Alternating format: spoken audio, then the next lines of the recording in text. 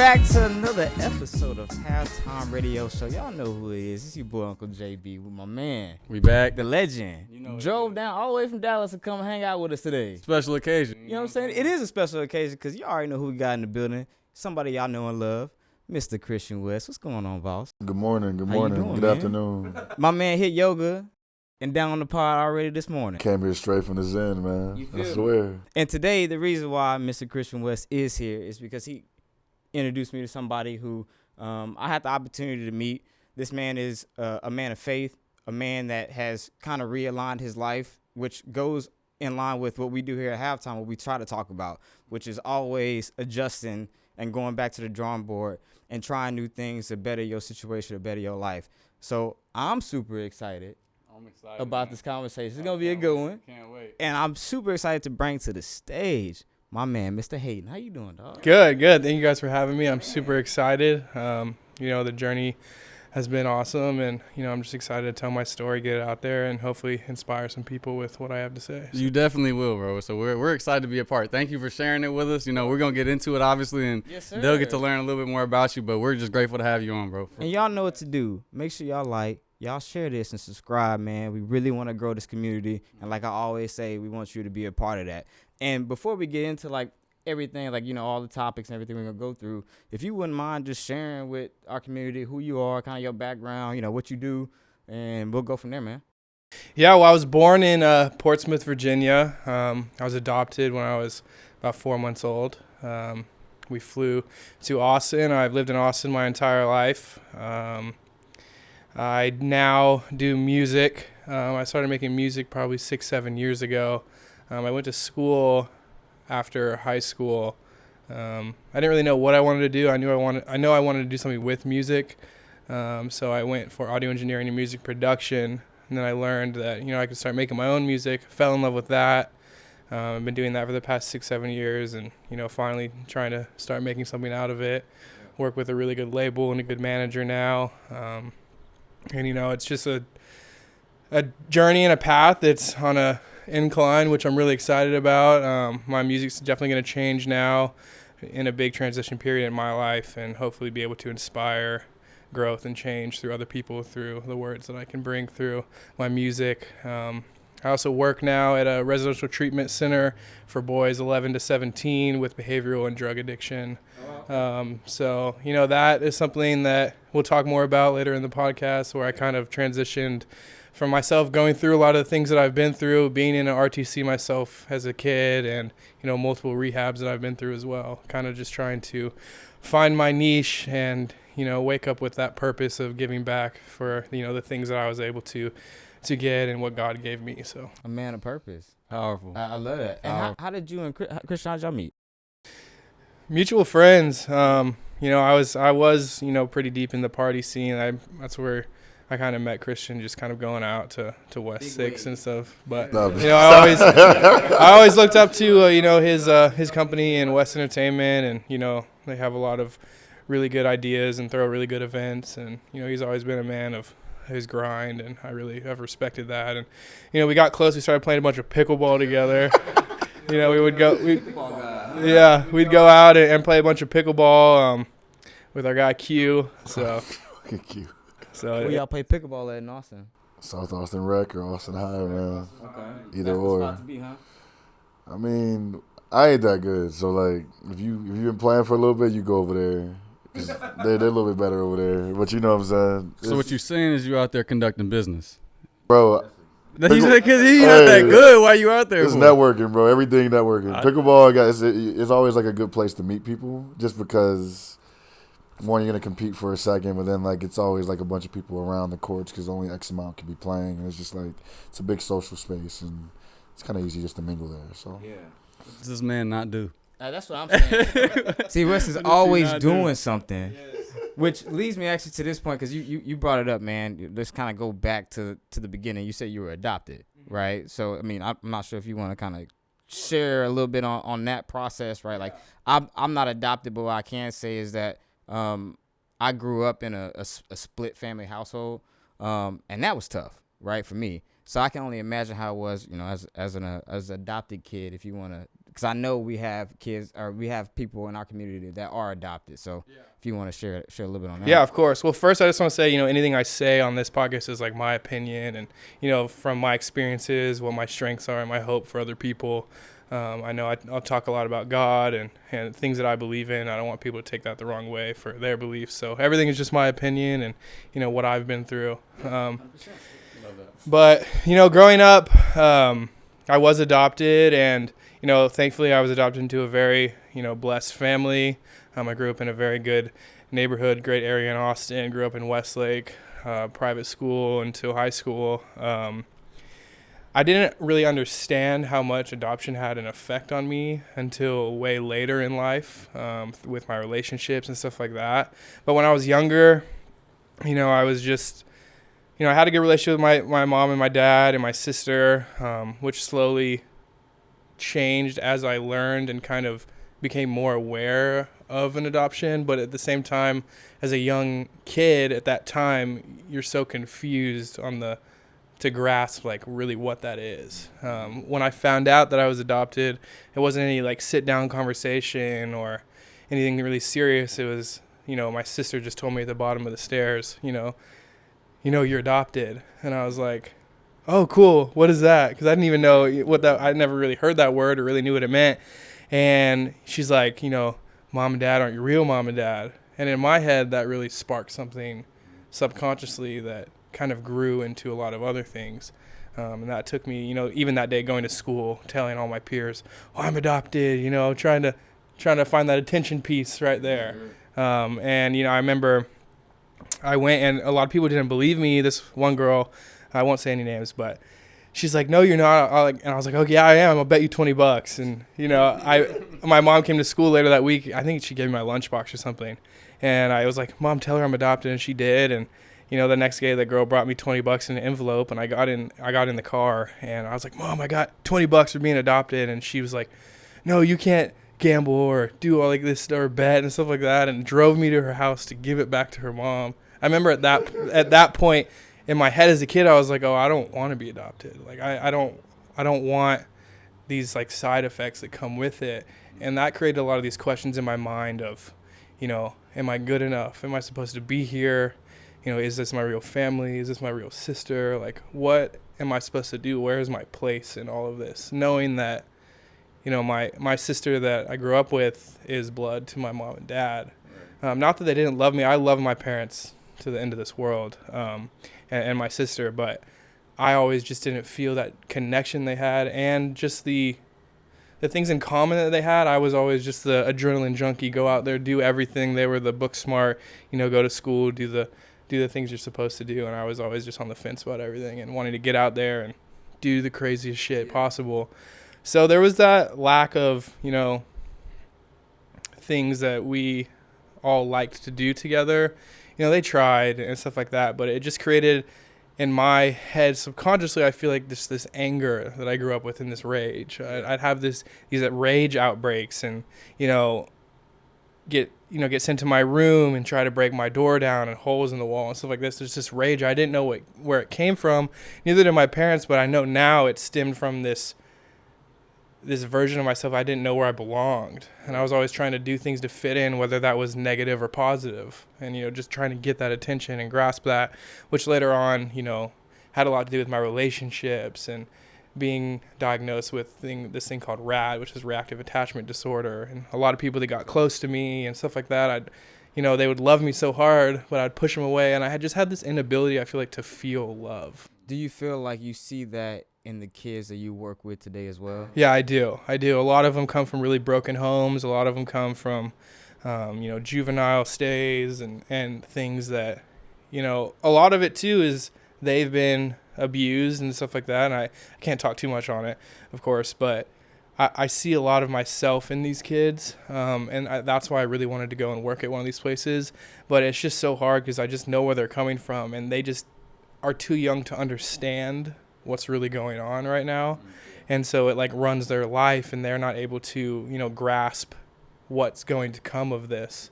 They just think, I'm just at this place and I have to do all these things and I got to ask to step outside of my door and all these like little rules that they just don't understand that, for me, I always tell them, 5-10 years from now, you're going to look back at this and be super grateful. Because, like, I know the places that I went to, I did go to a place in Utah that was pretty corrupt, and, we'll touch on that. But there are parts of it that I'm like, wow, like, I really do miss some of that stuff. And, the relationships that I built and the people that I still talk to today. And I'm grateful for all that stuff.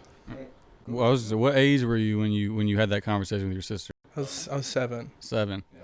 That's wild. Because it's interesting to me you say that, just because, so my little sister doesn't look like me or my mom, right? And so, and her dad's not around. So when she went to elementary school, for like 2-3 years when she first got there, kids in her class kept asking her, like, "You're adopted, right? You're adopted," because she's not adopted, but she looks like she would be adopted, like, because she doesn't look like, not same skin tone, not same hair type, not same facial features. So it's like, it's interesting hearing you basically talk about the inverse of kind of what I've watched my sister go through, where she's getting asked and she comes home wondering, was I adopted? Like, she's genuinely asking, am I adopted? Like, it was never it was never like she felt good about it and then bad. It was like she's asking questions. It's like, and that's the little things like that, it comes out in those little things, little times when you're young, but as you get older, like those were signals about different things that were going on with you, or like those moments had a bigger impact, and you don't like you're talking about, you don't fully grasp it at that age. And I had no idea. And I even did EMDR therapy. I don't know if a lot of people know what that is, but it's, a lot of people do it with light in their eyes or, sounds and stuff like that. And it brings you back to a moment in your life that really affects you. And it brought me back to that moment. And it was crazy because I was able to sit there in this therapy and look at myself in the same room.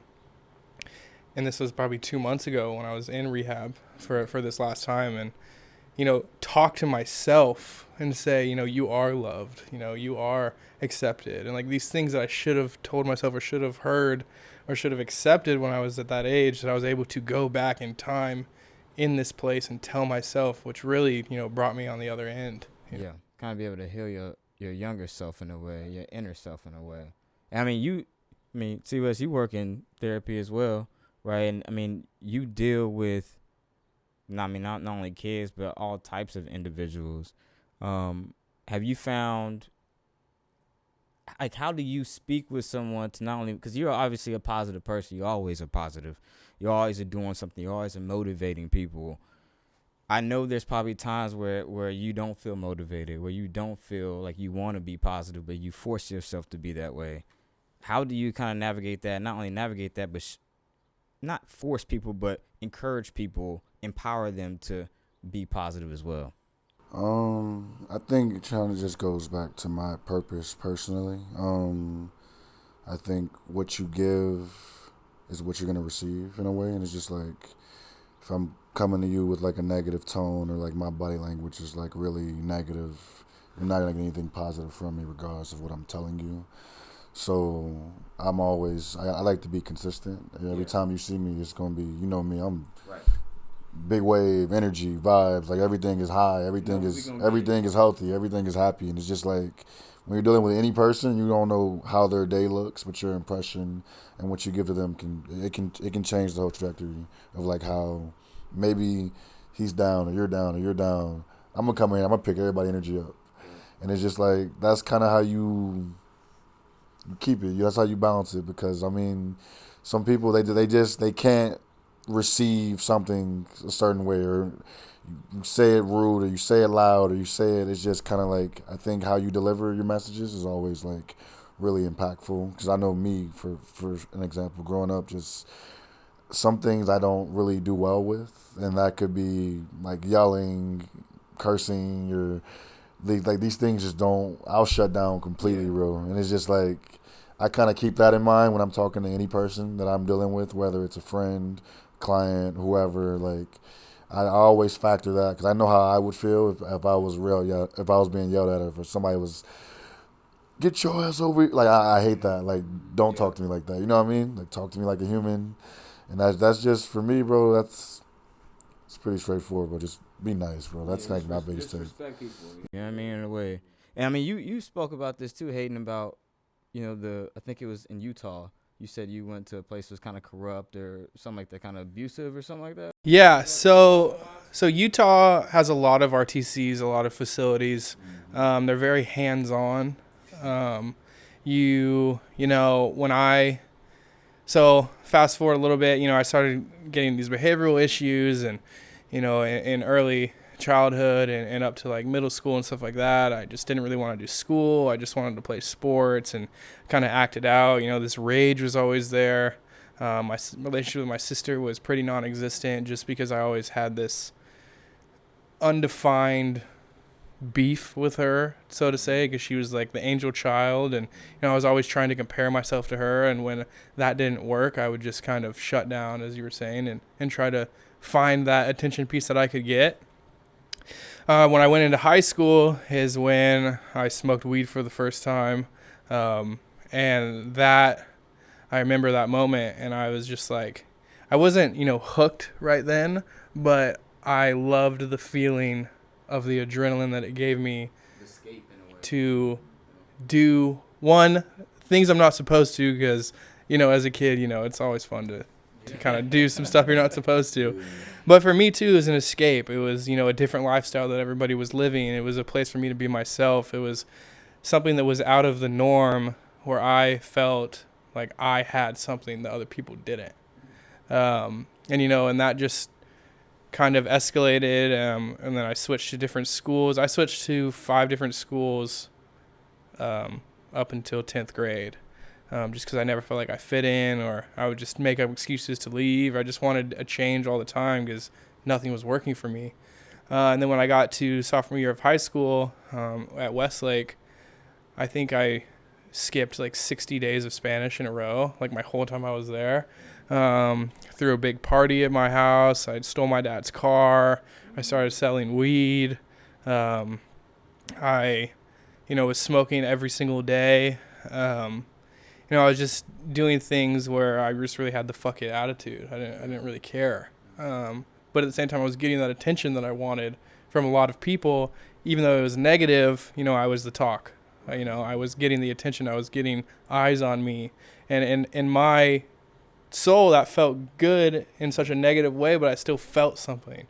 I'd pushed things away for so long, but I was still feeling something that I didn't know that I needed, but I made it in such a negative way. And then my parents were really concerned, and I was skipping so much school, and that's when I got sent to my first treatment facility, which was called Wilderness. In Utah, and I was what you get called gooned. So this is where your parents are referred to hire these people who come and take your child to an RTC. So these 2 people came in my room in the middle of the night. I was in Utah. We have a house in Park City. Very grateful. It's my safe place.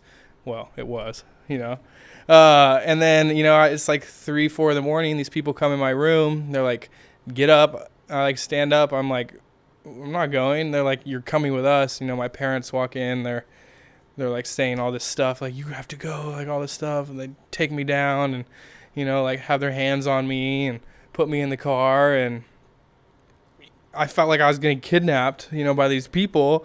And they tell me I'm going to this nice camp. I can go wakeboarding and do all this stuff. And anybody who's been to Wilderness, everybody gets that talk. And, I get a letter in the car from my parents on the way there. I just rip it up. I'm angry. I'm pissed off. I had just separated my AC joint snowboarding. So I was at the doctor. I had to go do a physical. I was like, oh, this is my way out. Like, no, they still sent me. So you get there, and basically Wilderness is, you are in the middle of the wilderness. You get sent out. I was there for the first time for 63 days in the middle of the Utah desert, 300 miles away from base camp in the middle of the desert. I have 8 other kids with me and 4 staff, and right when you get there at 16, or I was 15 years old, you have to get naked in front of these staff and squat and cough and do all this, do all this stuff. And, they basically are like, I own you now, and you just get sent out into the middle of the wilderness with all these other kids, and you're just there against your will. You have to hike 10 up to 10 miles every single day, hold these backpacks. You sleep in the snow underneath a tarp. You have to make your own shelters, find your own water and stuff like that. And, I learned to, transition into it. I was really good at making myself comfortable in places that I didn't feel comfortable, I guess adjusting. I was really good at adjusting. And when I was there, I learned to love it. Wilderness, the first time I did, looking back on it, I really did enjoy it. I think, wilderness is very beneficial, if there's different ways to go about it and maybe less of a time and stuff like that. But ours was just so hard in the middle of the snow, having to survive. And, the staff are 6-7 years older than you, and they don't really understand what they're doing that well. And it's like a person that's 6-7 years older than you has full control of your life and trying to help you and all this stuff. And they're trying to figure their shit out too. Exactly. And then after wilderness, I went straight to a residential treatment center in right near Provo, Utah, near BYU. And that's where they were very, hands-on. They were able to restrain kids. I personally was restrained a couple of times. I was locked in a room for 2.5 weeks straight. The only thing I could eat was a peanut butter jelly sandwich, breakfast, lunch, and dinner, and an apple. I lost 20 pounds. I've seen kids get strangled by staff up against the door. One of my really good friends got strangled by a staff up against the door in front of everybody, tackled over a table. They can just kind of do what they want. Especially solitary confinement and child labor.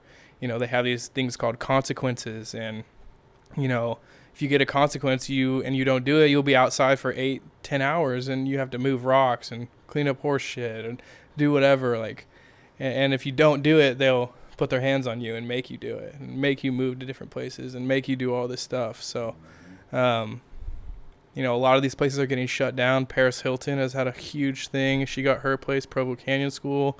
I think she got it shut down. There's a new documentary on Netflix called Breaking Code Silence. I think I've seen something on It's that. called The Program. Yeah. Thankfully, people are speaking about it now. Because when I got back, so I went to Wilderness the first time, and then I went to that place for 16 months. And then I ran away. And then I got sent back to a different wilderness of a sister program to there for another 60 days. And then I got sent back. So it was kind of like a back and forth type deal for you, over and over and over. And, during that time period is when I experienced my first loss of, this tattoo on my neck is one of my best friends. Is the day he passed away. We were there for close to 2 years together, and he went home, and a month later after he went home, he hung himself. And I was, 16 at the time in the middle of the wilderness, and they had separated me from everybody. I don't know if they thought I was going to freak out or something, but left me there for 3 days just by myself and another staff that's when they told me. And I just fermented and sat on it. And that's when I experienced my first loss. And that's when I was like, I can't trust anybody. This place is supposed to help me. And my best friend just went and, killed himself. So that's when I was just like, what good is this doing, And then I got sent back, and I was gone for a total of 26 months. And for 15 to 17 in my eyes is some of the most important times for a child to learn social cues and that early child growth. And it's the most important time because the world says when you turn 18 you're a grown man. You know what I mean? At the end of the day, that's what it is. So it's just like it's those years are super important. And I saw something on that documentary. I could never understand sending my kid there, because to me that means that I'm not doing my job as a parent enough to be able to sit down with you, have those hard conversations. I'm not supposed to be your friend, I'm supposed to be your parent type deal. So for me it's hard to watch that, especially hearing your friend was supposed to go get help there and he didn't get help, at least in his eyes, right? So it's just that's tough, man.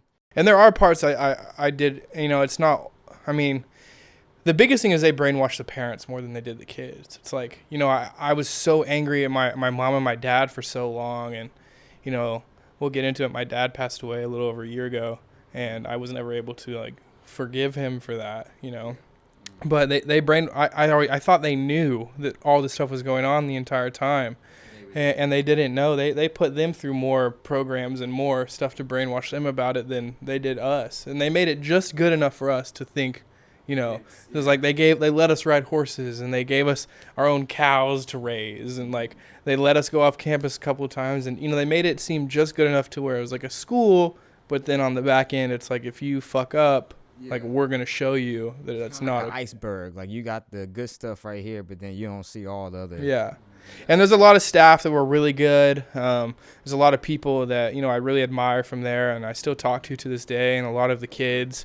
So there are parts of it that, I look back on and I'm grateful for. Right. And that's hard. There's a lot of people who've been through that situation that aren't able to look at it that way.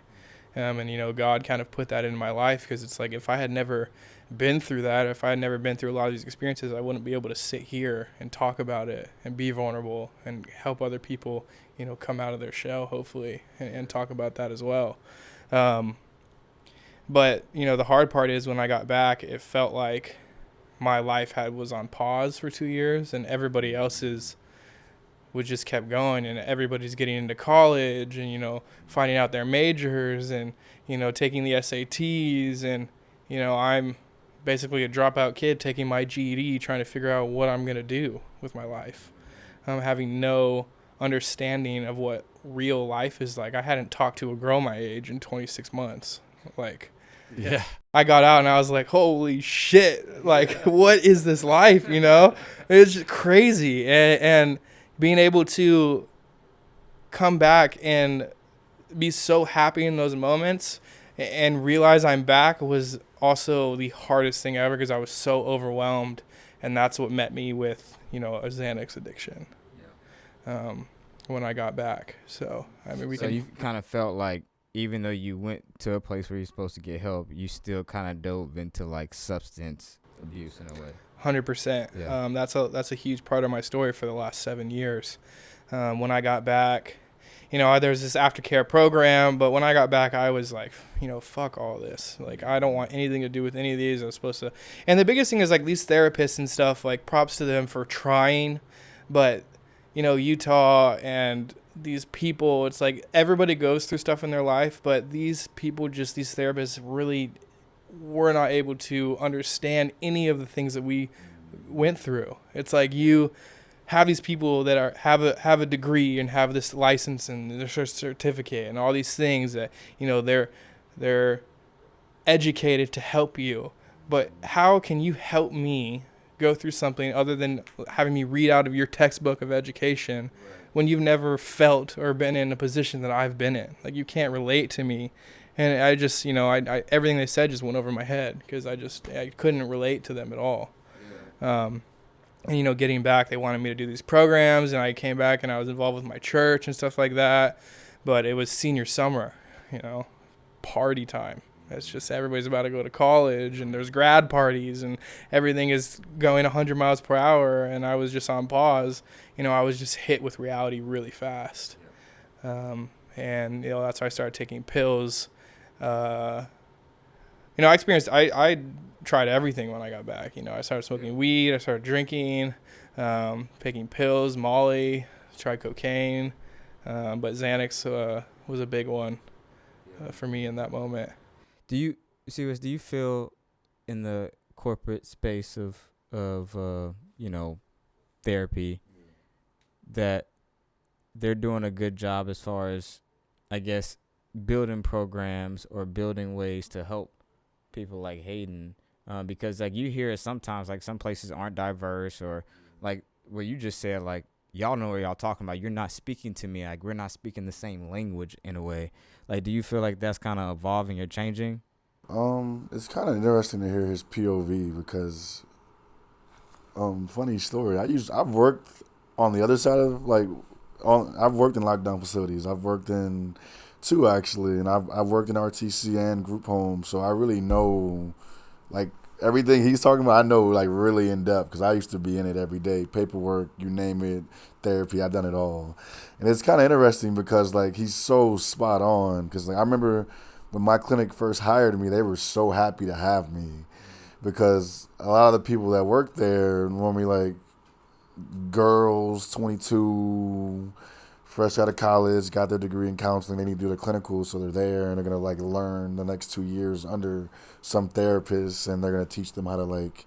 Basically, you're gonna learn all these different ways to do your therapy, and it's just like you never know how it's gonna work person to person. I just think some of the practices are a little bit.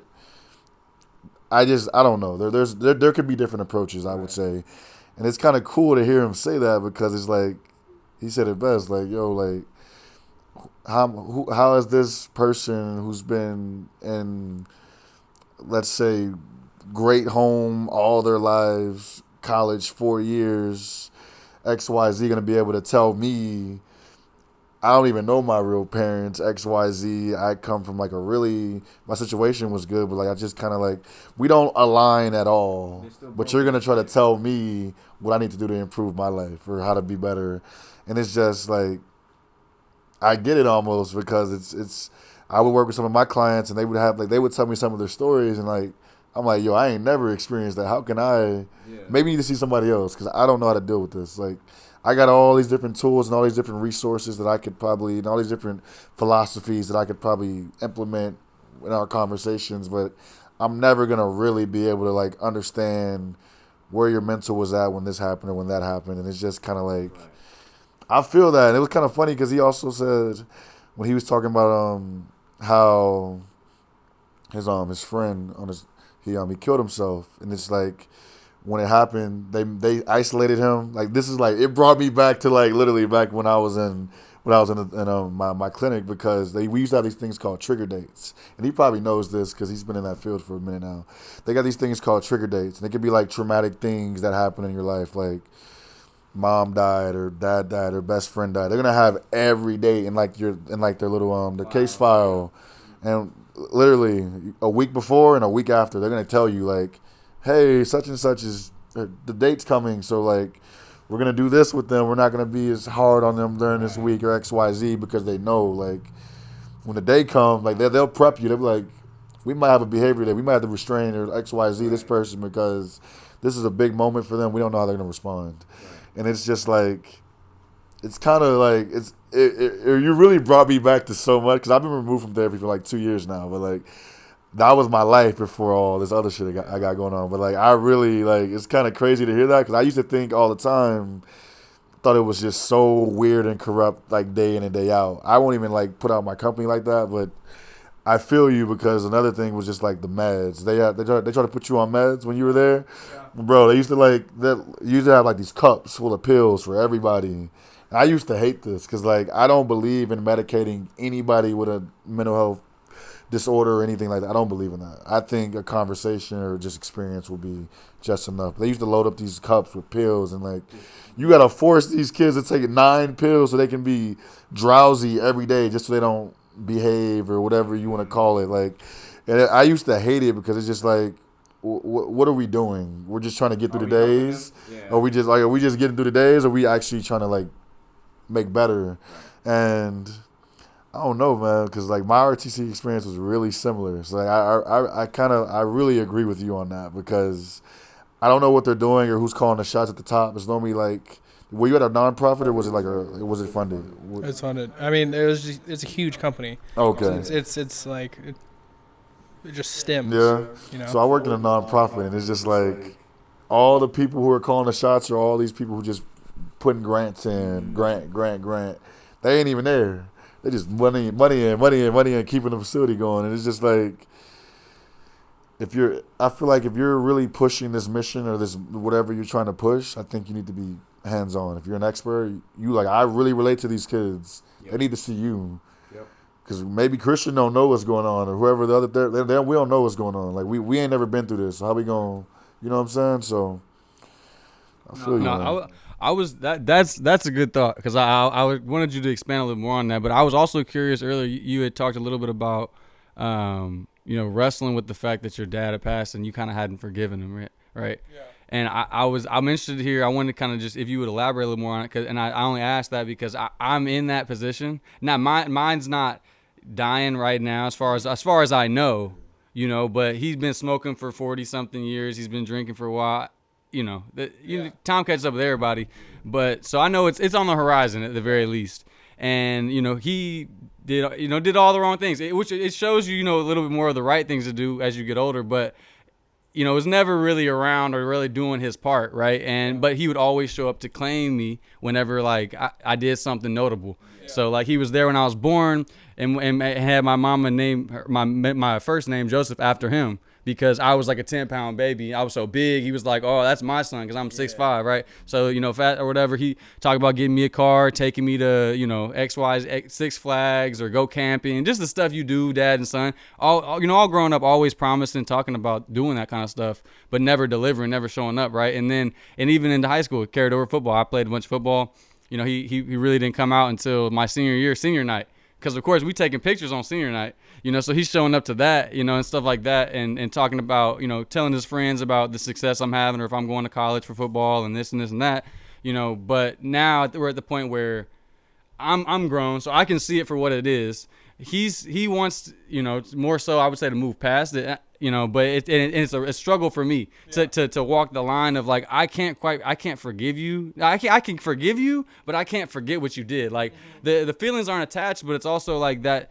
I don't have that drive or incentive to even want to entertain you. Like it's not in me. Like I might do it out of the fact that I know God says honor and honor your mother and your father, and that's what drives me to even have a relationship. But like when he talks about, oh, let's go do this, let's go fish, and let's go do, it's like I don't have no interest in that. It's like, and that's sadly like the reality is. I wish that wasn't the case, but that's where it is. And so like I'm having a hard time, forgiving him and moving past and enjoying it, while also understanding like, time is temporary and everybody's going to pass. And I may one day think, dang, I wish I had different conversations or it says different stuff. So I was just really curious when you talk about that a little bit. I love that you bring this up. Something I really had to focus on this last time when I was in rehab was resentment. Resentment is the biggest thing that drives your emotional nature in your life. If you have a resentment towards just the smallest thing, it can affect your whole day. If you're driving to work and somebody cuts you off, fuck you, all this shit. You have a horrible day at work because you right then there, you started your day, somebody cuts you off, you have this resentment, and the rest of your day is just aggravated by all the little things in life. Right. The only thing that you can control in your own life is yourself. And, I know that you have, this resentment, with your father and all this stuff. And I resented mine too. I, in rehab, had to, and I'll touch on this when we get into my last rehab stay, I had to sit down with one other person and God and say every single one of my resentments that I ever had, everything that I've ever done wrong, everything that I think that needs to be talked about, and just let it all out. It took 5 hours. I cried, I screamed, everything, and I said a prayer, and God came down, and I genuinely felt him take that load off of me. Wow. The biggest thing that I'm not going to tell you what to do, but I encourage you, it's like this resentment and the stuff of growing up and stuff like that. When you are able to understand and be aware, the first thing is just being aware like you are, that you have those feelings and stuff like that. Being able to take that and know this resentment and just, there's nothing about that of your life that is already past that you can change. The only thing that you can control is why I love the serenity prayer. It says, God, grant me the serenity to accept the things I cannot change, the courage to change the things I can, and the wisdom to know the difference. Right. It's like you can take that resentment and let it go. And in those moments that you don't want to be involved, those are the moments I feel like you got to go do it. Because, later on, if you can have these moments with your father before that time does come and be present and be in the moment, later on down life, you're going to look back and be so grateful and be like, wow, like those are the moments as a kid that I wanted. But now I got to experience them as an adult and really feel and really be aware of all my emotions and all my surroundings and what the trees looked like and what, where you were in your life and having that awareness and that ability to just sit there with him too. and actually tell him how you feel too. It's like you'll hold that too if you don't tell him, hey, this is how I felt, this is what's going on. Like, but I want, this relationship, and I want this to be what it is, because I'm not going to have this forever. And being able to sit there with that and understand it, and also just let it go, feels so much better. And you'll love yourself and be able to love him way harder.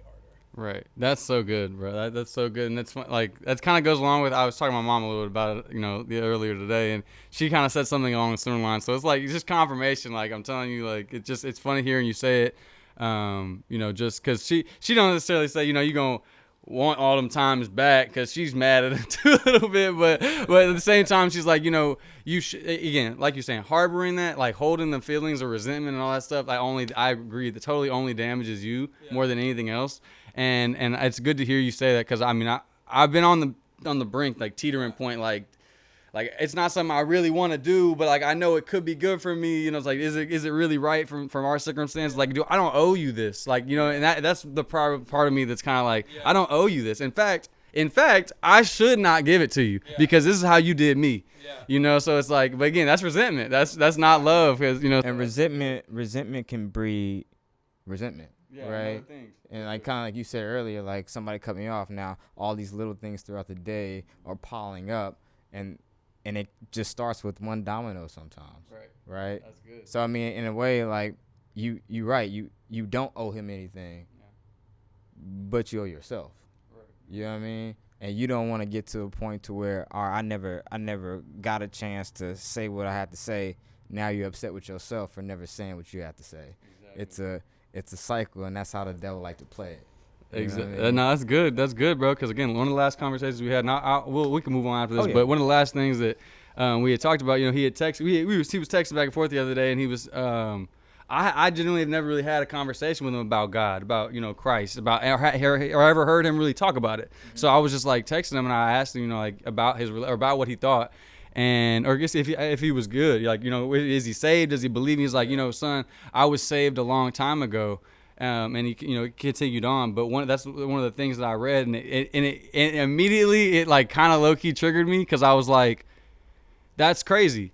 You were saved so long ago. You were saved, 40 years ago? So what, the last 40 years you've been choosing to live like this? Because if so, now I'm even a little bit more mad, because I can understand more for the person who doesn't get it. You don't know. You never saw better. You never heard better. But if you, again, are following Jesus and he's constantly showing you how to improve, challenging you to grow in different ways, you don't go 40 years and not grow by it's by choice at that point. Like he's gonna give you the opportunities to grow. It may be hard, it may be not what you want it to be. To learn patience, you got to have hard annoying experiences so you can learn, right? It's like, but if you're not giving yourself over to that, you're just, poor me, I'm mad about it, I'm upset about it, and you let it, that resentment, I guess it kind of like drink, I'm gonna abuse things to escape and run away from it. Right. I can also flip it on the other side too, and this is gonna be crazy. So I was actually on that other side too, because I am a father. I have a 6-year-old son. I had, when I was 17 and then 18 years old, my girlfriend and I at the time got pregnant, and I was deep in my Xanax addiction. And none of this is an excuse, but it's just an experience that I have that I will talk about. Faith over fear is so huge for me. Being able to have this faith that God will lead me the right way is where I live now. But then I lived in fear, and in my addiction and in everything going on. When my son was born, 1, I could barely take care of myself. 2, I barely knew who I was. I had just gotten out of these programs. I had no relationship with my parents. I got kicked out of my house. I was selling drugs extensively. I was taking Xanax every single day. I was living out of fear, and it's not that I didn't want to be in his life.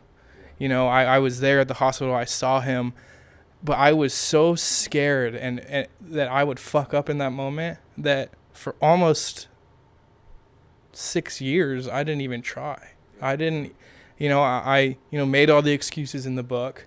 I tried to be there for Christmases and stuff like that. And most of the time I wasn't, I just a couple. And it's not that I didn't want to be in this kid's life. Like I so wanted to be there, but I was so lost in my own soul that I had no idea how.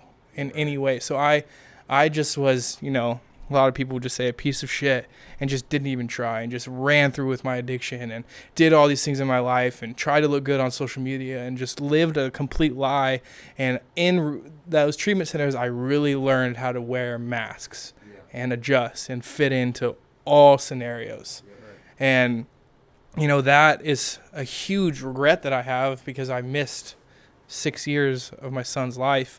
And, you know, it's taking me every single day now to just try to be in it, you know, because, you know, I have said things that I've gone back on. I have been in that position where I've been given the opportunity and I ruined it. And, you know, thankfully the mother of my child is, you know, an amazing person, and she gives me chance after chance. And, you know, I'm able to take those steps now to be in his life from the experiences that I've just gone through and the awareness that I have of being able to understand that when I come in his life now, I cannot back out. Yeah, right. And this faith over fear, it's like I don't, you know, at 25 years old is the first time in my life that I'm not living in fear anymore. The only thing I fear now is what God thinks of me. Yeah. You know, before it was how everybody else thought of me, how the world looked at me, what my Instagram posts looked like, what kind of car I was driving, you know, what I wore to the damn grocery store. Like, who gives a shit in the grocery store, you know? Like, all these things, it's like I would never felt accepted about anything. And that also just turned into this piece of so much. I had no self-love. I had no love for myself. So how am I going to love this child that needs a father? And I could not grasp that. And, you know, that's a huge regret. And a lot of people will look down on me for that for a long time. And the only thing that I can do is action. You know, there's a lot of things that I've said. I hear the action part, but one thing I would say is the beautiful thing about God is that he gives us new mercy and new grace every single day. And the thing is that you were a kid. I know 30-year-olds that have babies and don't show up. You are an adult. You know what I mean? And you went through your own trauma, and I understand that a lot of stuff was happening. And so in that moment, you probably freaked out and didn't know what to do. But the fact is that you're 25, you're young, and you're showing up. I mean, I think you should be applauded for that. You know, a lot of people are scared to, and I hope our community can really hit this or see this point. A lot of people are scared to be vulnerable like that. Some people might not even come up here and say that I got a kid and I wasn't around for the first 6 years. It takes a man to say something like that. That's strong. That's real. And so don't ever let Satan say, you know, well, you weren't there for the first 6. I'm going to be there every step of the way now. What's the problem? And that's the crazy and most beautiful thing about vulnerability. It's like, I used to be so scared about what everybody thought of me, and I had to have this sort of image. And now I'm on a podcast just dumping everything I've ever done, everything I've ever thought, all the ins and outs of me. But that vulnerability is going to help somebody else get out of their shell.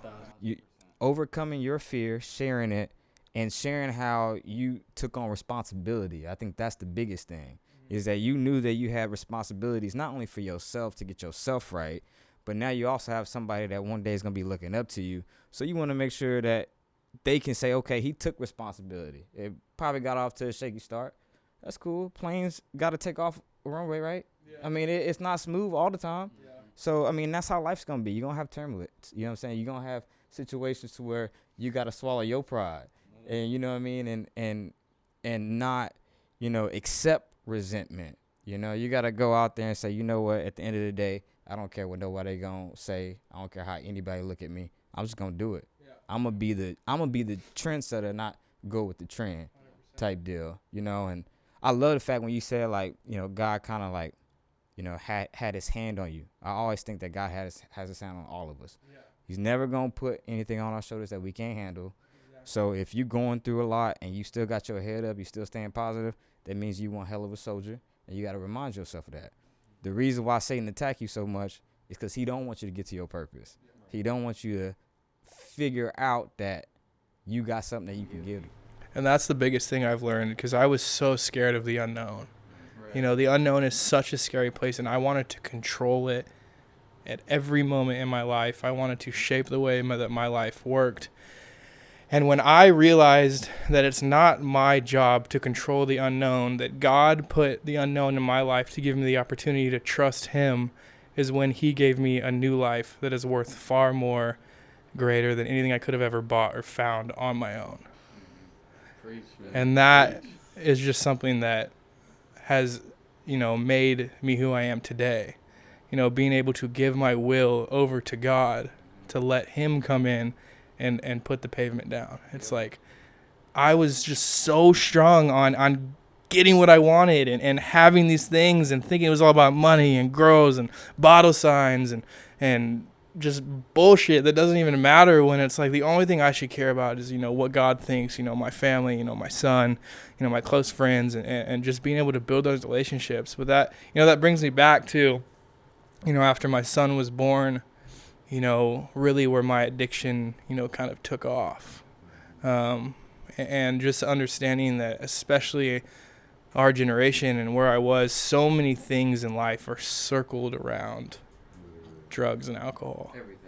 And that's what, I was in a couple relationships after my son was born, and at the same time I, was starting to do music at that time, and I was just living a lifestyle that I should not have been. At 18 years old, I had, bought my first illegal handgun, and I was selling drugs, and I was running shit all over the town or whatever, and I was just in this life surrounding myself with people who I know wouldn't call me out on my shit. Got involved with some people that, were not really good for me. And it comes down to a point where some situations I have could have been life or death, with being in situations where I'm selling drugs and getting held up at gunpoint. And, never in the back of my mind was, my mom will be without a son, or my son will be without a father, or my friends will be without their friend. It was, I didn't think about any of that. It was only, what can I get out of this? How can I make some money? How can I go on a trip? Or how, it's all about me. And that's the biggest thing about an addict and alcoholic. That selfishness and self-centeredness that runs your life is going to run you into the ground every single time. And that's the biggest thing about will. You have to give your will over to God, because that selfishness and self-centeredness will come back in and just take you. And that's what led me to go back to rehab for the fifth time in 2021. I had the girlfriend at the time, and we broke up, and I was just I was already on that decline. I was drinking a lot of alcohol. I was using a lot of drugs, mostly just weed. I was doing cocaine every now and then, but let me backtrack. When I was deep in I actually quit Xanax, and did that on my own, which is, a lot of people, there's a huge debate right now.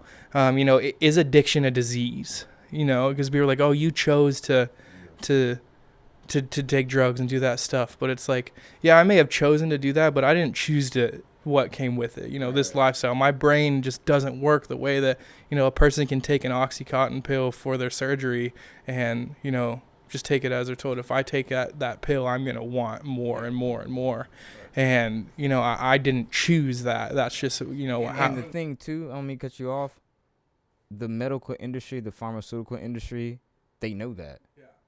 It's like that's why certain doses. Huge thing about Purdue Pharma and all that stuff, that these huge Netflix documentaries, which I'm so glad people, especially with the rehab stuff too, people are talking about stuff now, and people are being vulnerable, and that's what brought me to come and be vulnerable. But I had quit Xanax because my best friend at the time, he had overdosed on Xanax, and that was a really hard point in my life. As after my son was born, and I was still in my Xanax addiction, and he had moved to Austin, and I didn't know that he was clean on Xanax, and we started hanging out and going to parties, and I was taking Xanax, and I had offered him one, and he took it, and a week later he overdosed and died. So I took that with me. I couldn't even go. Everybody flew in for his funeral. I'd met him in the RTC too, with the guy who had passed away that's on my neck, and I couldn't even go. and I got drunk and fucked up the night before, and when it came time, I just sat in my car and I just cried the entire funeral. I couldn't even leave the parking lot of where I was, because I was pretty much homeless at the time. And that is something that I really had to let go of, because I blamed myself for his death for a really long time. And that kind of just, I told myself right then and there, I'll never take another Xanax. And I haven't since. But that addiction turned into other things. Morphed into something different. Because you didn't take care of the root problem. Exactly. The root issue. And that's when, I started drinking heavily and smoking a lot of weed and doing cocaine. And I had a girlfriend around 2021, and we broke up. And my life was over. I was like, fuck everything, nothing matters. But there's also this thing in my mind where it was like, I have been to rehab for such a long period of time in my life that I know that if I go to rehab and I sit through 30 days of rehab, that is not shit. I can go sit in a room for 4 hours and put myself on a beach or do anything to distract myself, because I've trained myself to do that for 26 months.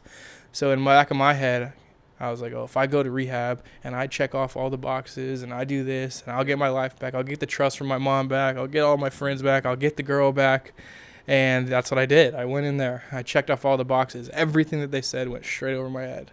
I didn't go in there with the opportunity to get help and find what I needed. And it's crazy, because I went to the same treatment center 3 years later, and my life completely changed, which I'll talk about. But I went in there, checked off all the boxes, went in there for 30 days, talked to the mother of my child. I was like, I'm going to come out and do all these stuff. We'll go to SeaWorld and, all this stuff. Like, that was a big thing. And I came out, and, the girl had moved on, and everybody was still the same. And, life was not what I expected with me going and doing all these great things. It's like my words didn't mean shit. My actions weren't meeting to what I was talking about. And then I just said, fuck it. And, just started using and drinking again. And that lasted for the next 3 years. When I was, going through this time period, I got into a relationship, and I fell in love with this girl. And, we had a really good relationship starting out. And, I was deeply in love, and, it was really good. And then my dad got sick, and he sat me down, and he's like, I'm just telling you now that I have pancreatic cancer. And when he told me that, I immediately knew, like, he was going to die. I don't know what it was, but I've never heard my dad that serious. Plus, my dad is a radiologist. He's in the field. He was chief of radiology in Austin for a long time. He helped build ARA. He's just such an amazing guy with, he lived an absolutely great life. But I knew in that moment that I was just, it was going to happen. And in 6 months, it took him. But, that's when my relationship at the time started to unfold. And this is where I have a lot of regret in my life. It's because I was trying to just, balance this relationship and balance this stuff with my father and be there with him, but also so in love and trying to fight for this relationship that I really wasn't ready for in the first place, and, that's something that I feel so strong about too, because I put her through that stuff. It's like I really wasn't ready for all this either, and I had put her through that, which is something I'm very apologetic for, and it was just it was hard to balance both. And when my dad died, is when my addiction and my alcoholism really just took off. My dad died, and then a month and a half later, we broke up, and then like a couple weeks after that, I broke my foot, and I just couldn't leave the house or do anything, and I was just, oh my gosh, dude, that was like the hardest three months of my life. I just waking up every day not wanting to be here, not seeing any purpose in life, not wanting to have any relationships with anybody. I was so broken and so sad, and just this regret I was filled with, with my father. And because there's a lot of things I did in my addiction that, you know, really, really fucked me up that I couldn't say sorry for. You know, I stole a bunch of money from my parents. I stole checks, you know, stole my dad's credit card, just anything I could get to, you know, get more of what I wanted or live this lifestyle. Because there were times too when I was sober, but you're still in your addiction even when you're sober. It's this lifestyle. It's this way that you're living. It's like I would still be dishonest, this dishonest lifestyle, these masks that I wore, and nobody knew who I really was. Everybody, you know, and I had already, you know, been to rehab and done all these things, so I'm wearing these huge masks because I don't want people to think I've fallen back into it.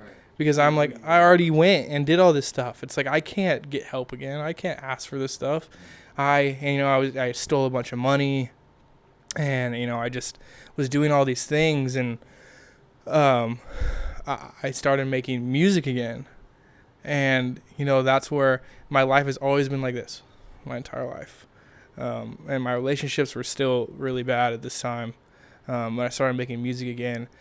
And it started going up, you know, and you know, I did this thing called 75 Hard, and a lot of people have done it, and I was in the middle of it, and I was doing really, really good, and I made a really good song, and this is when I found my label and my manager at the time. Just coincidentally, I went out to this house. They were trying to throw a house party for, you guys know Quinn NFN? Yeah. So I have the same manager as him. So they were trying to find this house party, and I just went out there to show them this house, and Austin came, and it was just, you know, just happened. We just met. And later that night I sent him some songs. He calls me the next day. He's like, bro, we have to work. We talked for like an hour. I was super hyped up, you know. We got in the studio, finished the song, and 2 weeks later I got signed. And it was just boom, boom, boom. And this is all when I'm just like really focused on myself, sober, you know, really trying to, you know, do all these things. And that was one of the best days of my life. But I look back at those pictures from that day, and it's just, there's no soul in that person. It's just, this should be the happiest day, you know, there's all these things. It's like I was super happy, and I had all these people around, and everybody there was just, you know, so supportive. And you know, I had all the comments on Instagram and all the crazy photos, and then 2 weeks later I had a performance at Superstition, and we sold it out, and you know, it's just amazing memories and that I will never forget. Best nights of my life, but also some of the biggest moments in my life that I felt the most alone. And like a song that I wrote recently, it's like I feel hopeless and alone when I'm in the middle of a crowd. It's like I had everything that I thought that I wanted and all the people around me, and I was just living a lie. Real quick, you just said something that just made me think of something. So when did you start making music? Probably at 17, 18. So that's, you know, you're going through your issues and your troubles, right? Trials and tribulations. Have you been able to show that vulnerability? I mean, you just said you made a song, talk about, you know, I feel alone. How has your music changed? Like from, I guess, you know, popping bottles, doing all that stuff to you know, finding God, going through rehab, and kind of realigning yourself. Well, I mean, my music when I first started was just me trying to rap and just be, you know, involved in this, you know, whatever, trying to be this gang member type white rapper, dude. That's never gonna fucking work. Are you fucking kidding me? You know, selling drugs and doing all these things. And you know, I believed that I was really in that though, because I actually was. I was living it. And it's like I have the craziest stories of just this I put myself in that life.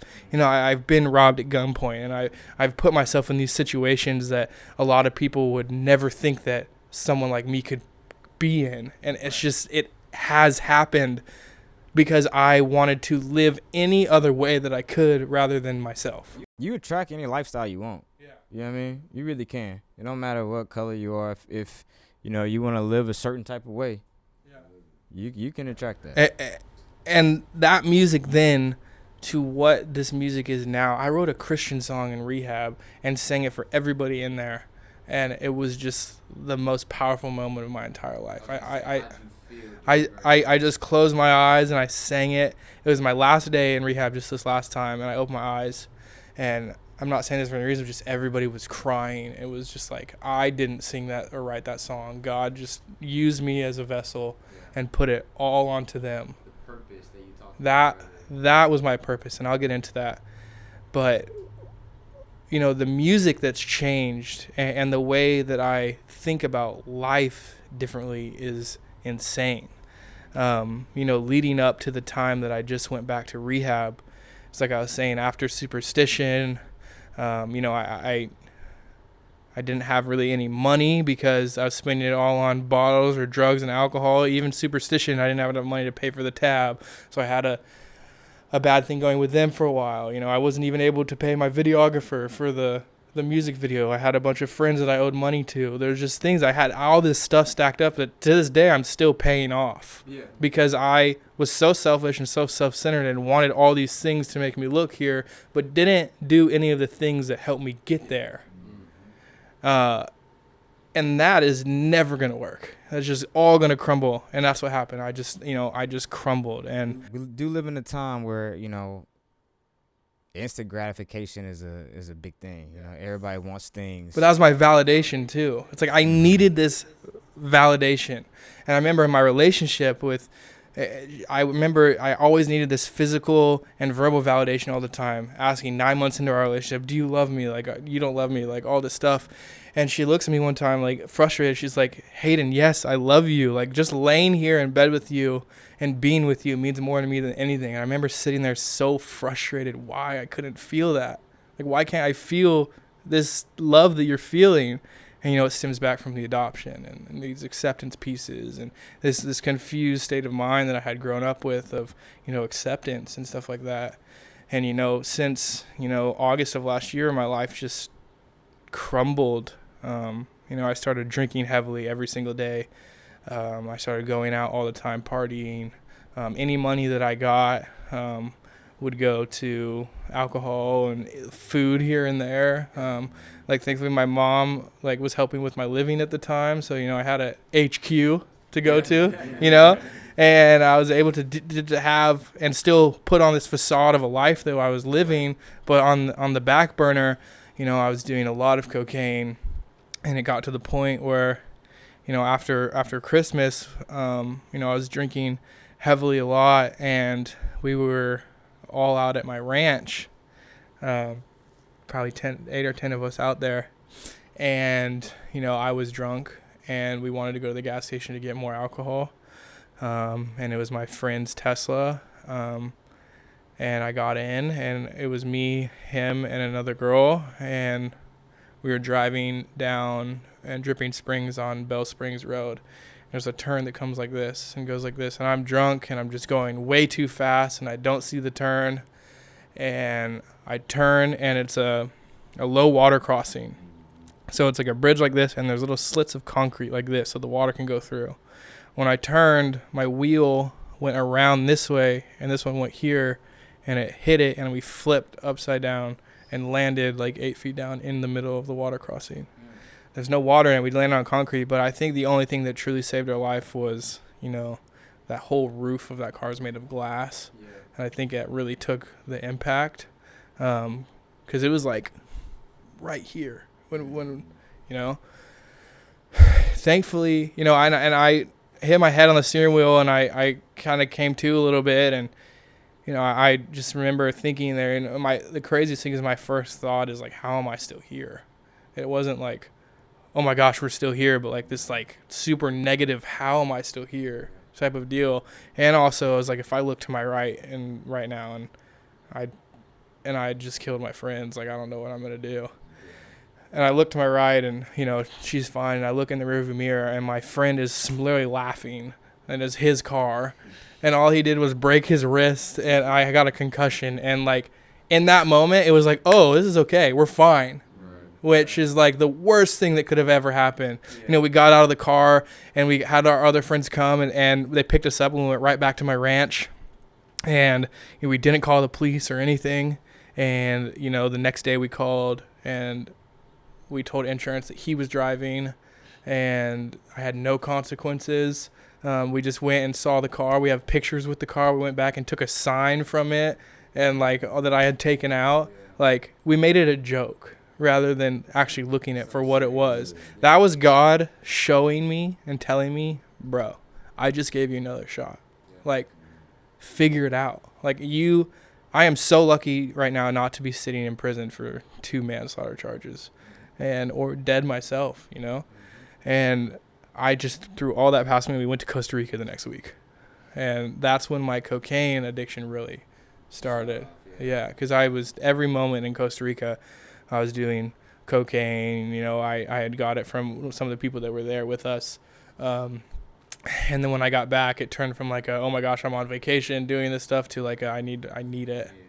I was really good at hiding it. I mean, I had a conversation with somebody after I got out of rehab. They were like you didn't even seem like you were like I just don't believe it. I'm like, I was good at hiding it, bro. Like, and that's just, you know, where I was at. And it came to the point where I was waking up and doing cocaine every day and drinking a lot. And it came to the point where I was so depressed and just didn't want to be here anymore that I even, you know, taken an unloaded gun and put it to my head and pulled the trigger to see how easy it would be to do it.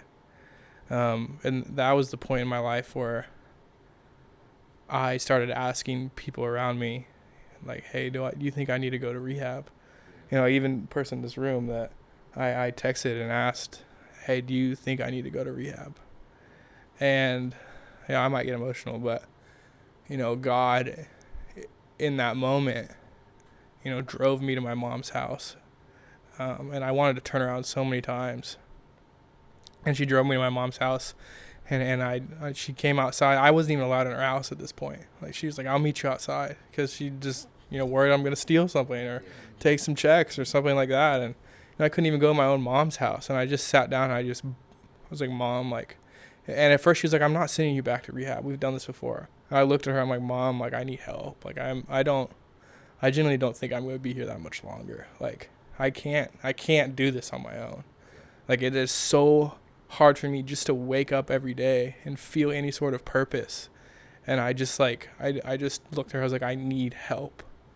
And then 2 days later I went, and it is the best decision that I ever made. And I'm so grateful that I got to walk through those gates and rehab, because there are so many people in this world that don't get that chance. And I've gotten it multiple times. And, you know, my biggest thing about walking in there that time wasn't just want to learn about why I'm there, but this ability to understand and actually find the meaning in it so that I can come out of it and not put, you know, it's not about me anymore. You know, I've been selfish my entire life. I've done all these things to other people. I have hurt so many people in my life because of my selfish ways. It's like, there's so much more to this that comes out of it than just me. I didn't realize the effect I had on other people when I was in my addiction and doing the things that I was doing. It was just, you know, me. And, you know, God just grabbed me and pulled me there and, you know, saved my life. And, you know, his love is boundless, and it doesn't matter what you've done or what you're going to do. Yeah. He's gonna love you still. I mean, so many people, you know, they talk about David, right? King David, how he killed, you know, Goliath, but they don't also talk about how he got another man killed for his wife. Yeah. He was an adulterer, something that God hates, but God still used him for his glory. And I think a lot of times when you can remove yourself and you say, you know what, I'm not going to be selfish, I'm going to be selfless. God used me for your purpose. I don't care what I get out of it. Just use me. Exactly. That's enough. Yeah. You know what I mean? I actually want to ask both of y'all this, because I think it applies to both of y'all. What messages, because I know we're getting ready to come up on time, being in there, you know, you know, walking people through therapy sessions, you actually going to rehab, what messages of, let's say, hope, or messages of like certain principles that you stand on, you've learned in rehab or in therapy, that you can give to someone that is questioning, should I go to therapy? Is this the right thing for me to do? I feel lost. I don't think it's going to help me out at all, but maybe I should try. And I know for me, when I was thinking about therapy, I was like, I guess I'll do it to make other people happy. But I guess, can y'all speak on that a little bit, like the hope and the principles that y'all kind of stand on? I'll go. I think, well, just to finish off the rehab part, when I went in there, I was just so broken and hopeless. You know, I was like going into rehab for the 6th time at 24 years old.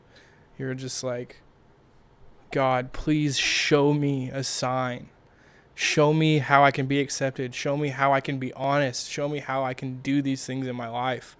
And, you know, I went in there I just given up, you know. I was just, you know, just show me. And thankfully he did. And he showed me. And, you know, my 4th day in rehab, I walked into lunch and I sat down a little bit late at a table. And 8 months before this, the day before I had my show at Superstition, I had $0 to my name. I went into a barbershop in Austin to get my hair cut. And I sat down knowing I had no money. I got my hair cut. When it came time to pay, I just told the lady I left my wallet in my car. I went in my car and I drove off. I never went back. I sit down at lunch 8 months later and I sit next to another patient. And it sounds like they're talking about the same barbershop that I had gone to. And there's 15 of them. And I was like, fuck, man, I hope he didn't work at the same one that I, you know, got at what I did to that. And then, you know, I was like, so which one do you work at? And the dude next to me goes, dude, that's blah, blah, blah. He owns all of them. And I was just like, oh my gosh, this is my opportunity to, you know, be honest and be myself and let God pave the way, because that just doesn't just happen. And I pulled him aside an hour later and I was like, hey, you know, I just got to tell you what I did. And I told him and, you know, I told him my experience and what had happened. And he looks at me and goes, you know, I love you. God loves you. Like we're here for a reason. And this path is for both of us. And I never felt more accepted and loved in my entire life. And that's all I wanted my entire life, was to feel love and acceptance. And, you know, and all-inclusive love. And later that day, there's a prayer bucket that they pass around during this meeting called Community. And this happened in the same day. They pass around the bucket, and you can put a piece of paper in and have somebody pray for you. You can take one out and pray for them. And I looked in, there's only one piece of paper in the bucket. And I take it out, and I put it in my pocket, and I kind of forget about it. And later that day, I went into my room to change for the gym, took my sweatpants off, I felt it in my pocket, and I open it up, and it says, just pray for all-inclusive love in Jesus' name. I just started crying, bro. I was just like, this is God genuinely just showing me and telling me, like, it's going to be okay. Like you have been through these things for a reason. And I just got on my knees and I cried, and I talked to my dad for the first time in prayer since he passed away. And then I fasted for 3 days and got rebaptized. And when I woke up that next day, this overwhelming feeling of purpose that I had was just unconditional. And that's, you know, this unconditional love and this love that I had felt for myself in that moment that I'd never felt before is the reason that I know that I went through all of these things in my life to have the opportunity to feel this purpose so that I can go out and tell my story and create that opportunity for other people. And, you know, life after has just been amazing. I mean, you know, I'm 64 days sober now, and thank you. And it's just, you know, these genuine connections that I have with people, and, you know, my relationships that are building, and, you know, I'm paying people back, and, you know, it's going to take a while. It'll probably take me a year to pay people back, bro. But, you know, I'm trying, and it's, you know, and I feel my awareness and, you know, my life that's being lived with intention now rather than just getting by. And that's why I got this job at this RTC to go help these kids. And I'm going back to school. I'm studying to get my LCDC, my licensed chemical dependency counseling. And, you know, just the ability for me now to sit here and be completely vulnerable and talk on this podcast and say everything that I would never have said to anybody before is just, I know that's why I'm here, is to be able to do that and go out and share my word, so that I hope that other people can listen to this and know that it's okay to come forward and get help. And, the big message here is just that God has a hand in everything. And the unknown is always going to be there. And the only thing that you have to trust in is him. It's hard to trust in this world. It's hard to put yourself out there. But there's a plan set. And even if you're religious or you're not, and, you believe in a higher power, there's just something bigger than you out there that you can hold on to and grasp, and it'll lead you in the right direction.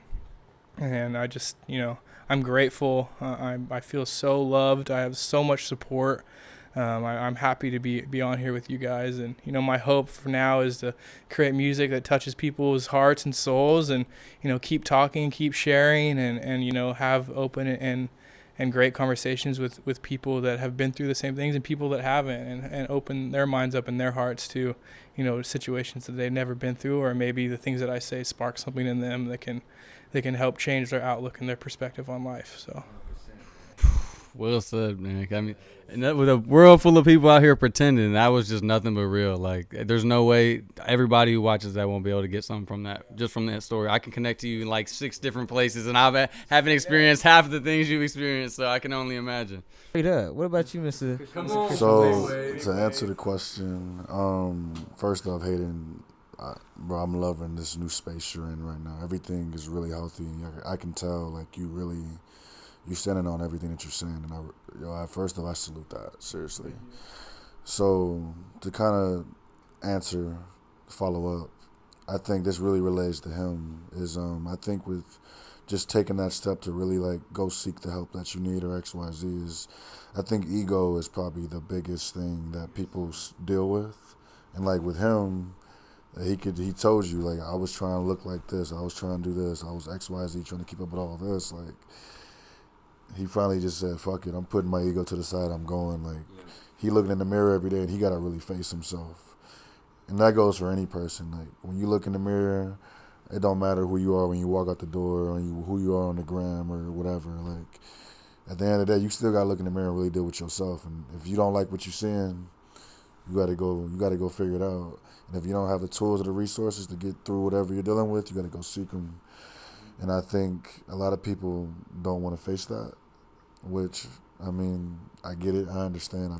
I've seen it. I see it a lot, actually, especially in, like, the event space that I work in now. It's just like you see people every week, same thing over and over and over again. And it's just like drinking, drugs, sex, money. Like, it's so dark, and it's just like a lot of people that they probably just in that space because they're trying to get away from something else.